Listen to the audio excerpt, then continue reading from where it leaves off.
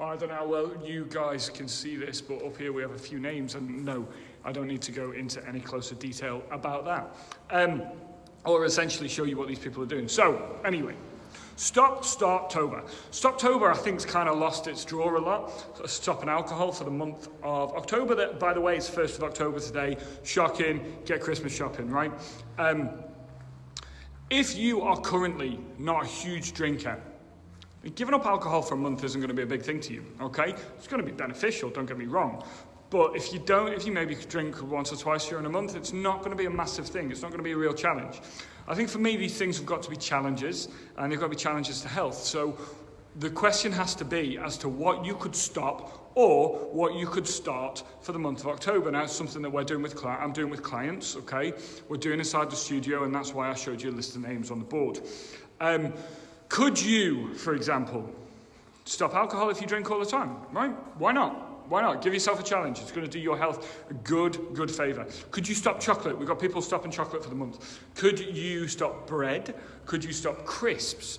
Could you, on the flip side, could you say, I'm going to start doing something that's going to be beneficial for my health? I am going to start doing an additional 1,000 to 2,000 steps every single day.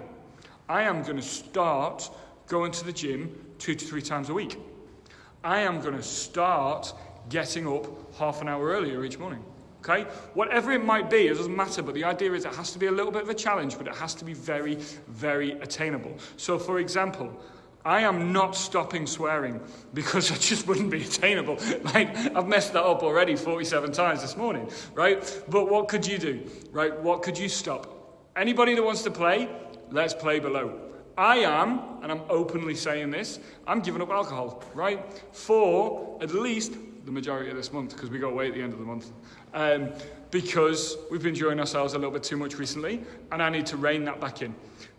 The great thing about doing it in October is it sets you up nicely for when we get into November. Okay, if we can kind of try and keep that ball rolling through November, or at least through some of it, you've kind of had a nice clean out before we get into the Christmas party period, whereby we know that we're going to go overboard on chocolate, on bread, on crisps, on alcohol, on not moving much because weather's going to be grim. If you can start to get it into play now, do you know, let's say for argument's sake, let's say if you lost half a stone, right, just half a stone, and then you put half a stone on at Christmas, well, at least you've done a damage control. Well, worth thinking about, right? So, anybody who wants to play below, I've just told you mine. Anybody who wants to play, let's get you commenting.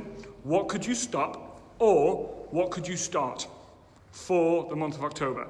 Folks, I'm going out for breakfast. Ciao!